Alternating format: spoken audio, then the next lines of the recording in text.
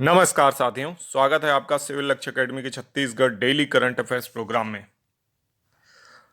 मैं विनय कुमार गुप्ता स्वागत करता हूं आपका अपने इस शो में।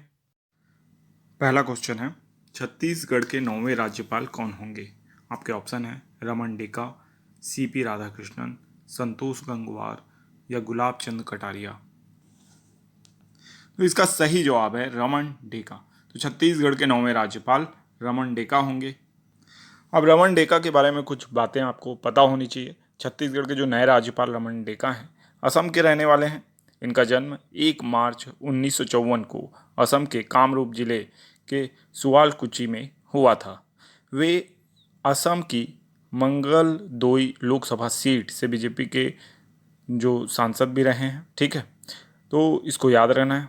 2 बार सांसद ये रह चुके हैं। बीजेपी के संस्थापक सदस्यों में से एक हैं। असम बीजेपी के अध्यक्ष रह चुके हैं। ठीक है, तो इतनी बातें याद रखना है। फिर हमने देखा सीपी राधाकृष्णन, ये किस राज्य के राज्यपाल बने हैं? तो ये महाराष्ट्र एमएच के राज्यपाल बने हैं। ठीक है, राज्यपाल कहाँ के बने हैं? महाराष्ट्र के बने हैं। संतोष गंगवार भी राज्यपाल बने हैं झारखंड के जेएच के। ठीक है, तो इसको याद रखना है आपको। गुलाब चंद कटारिया पंजाब के राज्यपाल बने हैं। ठीक है, तो पंजाब के राज्यपाल कौन बने हैं? गुलाब चंद कटारिया।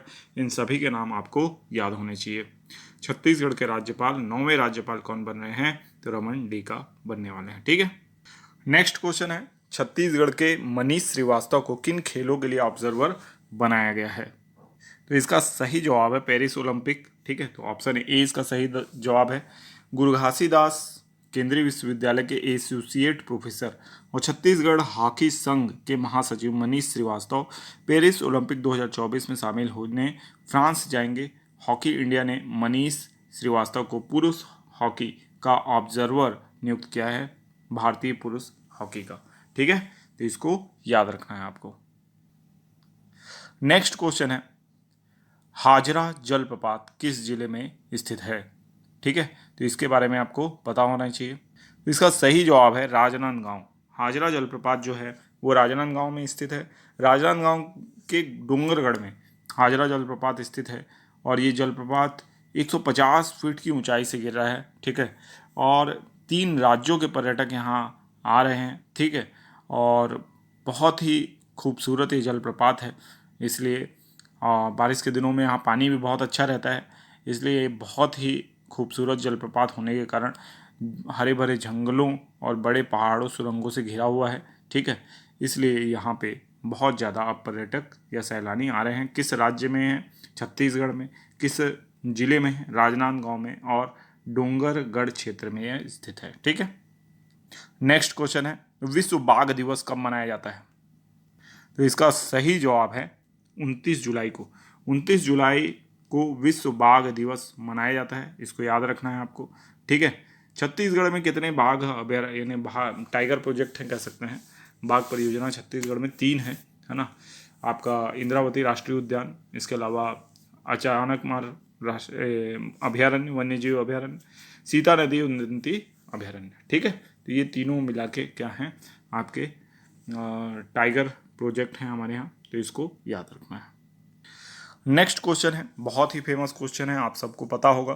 पेरिस ओलंपिक 2024 में भारत को पहला पदक किसने दिलाया? तो इसका सही जवाब है मनु भाकर।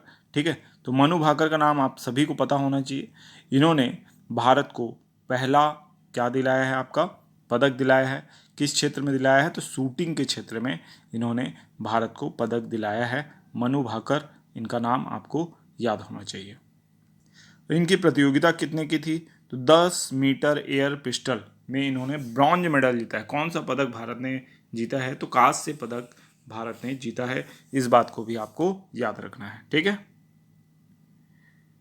अच्छा, मनु भाकर के बारे में एक खास बात ये भी है कि मनु भाकर ने 2 ब्रॉन्ज मेडल जीत लिए हैं। एक स्वरूपजीत सिंह के साथ जोड़ी में भी जीता है 10 मीटर एयर पिस्टल प्रतियोगिता में, और ये टीम प्रतियोगिता में भारत के द्वारा जीता गया पहला कोई पदक था। तो ये 2 ब्रॉन्ज मेडल हमारे लिए मनु भाकर ने लाया है। ठीक है, तो इनके जोड़ीदार का नाम भी याद रखिएगा, है ना। तो मनु भाकर को याद रखना है, बहुत ही इंपॉर्टेंट पर्सनैलिटी हो गई है। नेक्स्ट क्वेश्चन है, सुप्रीम कोर्ट ने पहली लोक अदालत का आयोजन कब किया? तो इसका सही जवाब है 29 जुलाई को सुप्रीम कोर्ट ने पहली लोक अदालत का आयोजन किया। ठीक है, ज़्यादातर फैमिली मामले जो होते हैं उसको निपटारे के लिए लोक अदालत लगाई जाती है। हालांकि ये अदालतें लोअर कोर्ट और हाई कोर्ट में लगाई जा चुकी थी, लेकिन सुप्रीम कोर्ट ने इसे पहली बार लगाया 29 जुलाई 2024 को, इसलिए विशेष दिन है।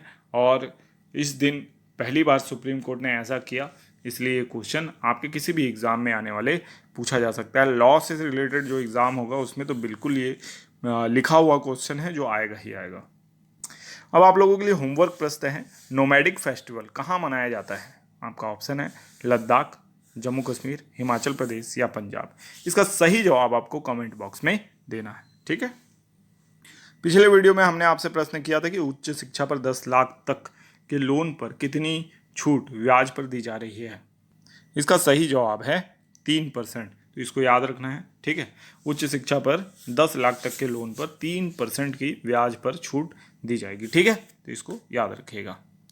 अब देखेंगे हम कुछ रिवीजन प्रश्न। ठीक है, साथ ही साथ मैं आपको बताना चाहता हूँ कि सिविल लक्ष्य एकेडमी का अपना टेलीग्राम चैनल है, जहाँ ये करंट अफेयर्स जो वीडियो आपको पढ़ाया गया है इसका PDF शेयर किया जाता है। तो उस चैनल को आप ज्वाइन कर लीजिए, सिविल लक्ष्य एकेडमी नाम से ही है। इसका लिंक आपको डिस्क्रिप्शन में मिल जाएगा। इसके साथ ही साथ सिविल लक्ष्य एकेडमी नाम से हमारा इंस्टाग्राम चैनल भी है। इंस्टाग्राम में अगर आप हैं तो हमें ज्वाइन करके हम सपोर्ट कर सकते हैं। वहाँ से भी आपको कुछ नॉलेजफुल वीडियोस प्रोवाइड कराई जाएंगी, शॉर्ट्स प्रोवाइड कराया जाएगा, तो उसको भी आप ज्वाइन कर लीजिए। साथ ही साथ एक्स में अगर आप हैं, एक्स मतलब ट्विटर में अगर आप हैं तो ट्विटर में भी हमारी प्रोफाइल बनी हुई है सिविल लक्ष्य एकेडमी। अभी उसमें फॉलोअर्स नहीं होंगे, तो आप हमें सपोर्ट करके हमारे फॉलोअर्स वहाँ पे भी बढ़ा सकते हैं। ठीक है, तो सिविल लक्ष्य एकेडमी इस नाम को याद रखिए। इसी नाम से आपको फेसबुक, इंस्टाग्राम, ट्विटर एवं टेलीग्राम चैनल में क्या मिलेंगे, और प्रोफाइल्स मिलेंगी, चैनल्स मिलेंगे। ठीक है, थैंक यू। योजना के तहत छत्तीसगढ़ के किन स्थानों को शामिल किया गया है? इसका सही जवाब है उपरोक्त दोनों, अर्थात बिलासपुर और जगदलपुर। इन दोनों को ही स्वदेश दर्शन 2.0 योजना के तहत शामिल किया गया है। और मैं आपको बता दूं, स्वदेश दर्शन योजना जो है वो पर्यटन को बढ़ावा देने के लिए योजना है। छत्तीसगढ़ में पर्यटन की अपार संभावनाएं हैं और लगातार बढ़ रही हैं। ठीक है, प्रसाद योजना के तहत आपको पता हो, हमारा जो सूरजपुर ज़िला है वहाँ पे सीता लेखनी की पहाड़ी है, जहाँ पे माँ बागेश्वरी धाम है। तो स्वदेश इससे पहले प्रसाद योजना के तहत उनको भी शामिल कर लिया गया है और उसका डेवलपमेंट बहुत तेज़ी से हो रहा है। ठीक है, उसी तरीके से स्वदेश दर्शन 2.0 के लिए बिलासपुर और जगदलपुर को इसमें शामिल किया गया है। बहुत इम्पॉर्टेंट है, किसी भी एग्ज़ाम में आने वाले आ सकता है। ठीक है, आने वाले किसी भी एग्ज़ाम में, तो इसको याद रखना है आपको। नेक्स्ट क्वेश्चन है, खनिजों और खदानों पर दिए गए सुप्रीम कोर्ट के हालिया फैसले से छत्तीसगढ़ को क्या फ़ायदा होगा?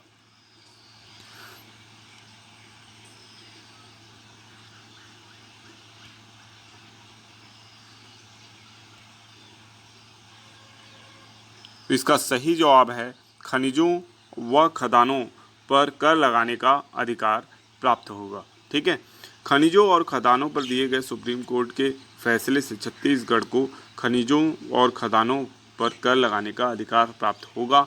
इससे जितने भी खनिज उत्पादक राज्य हैं, जैसे कि झारखंड हो गया, उड़ीसा हो गया, महाराष्ट्र हो गया, आंध्र प्रदेश हो गया, तेलंगाना हो गया, उड़ीसा हो गया, ठीक, छत्तीसगढ़ है हमारा, ये सारे राज्य जो हैं जहाँ किसी भी प्रकार का खनिज उत्पादित होता है, इनको बहुत फ़ायदा होने वाला है, क्योंकि अब ये वैधानिक हो जाएगा कि खनिजों और खदानों पर राज्य सरकार भी कर लगा सकती है। ठीक है, इससे पहले केंद्र सरकार का ही इसमें पूरा कह सकते हैं कंट्रोल होता था, लेकिन अब राज्य सरकारों ने यह केस लगाया था सुप्रीम कोर्ट में, जो उन्होंने जीत लिया है। ठीक है, नेक्स्ट क्वेश्चन है, कारगिल विजय दिवस कब मनाया जाता है?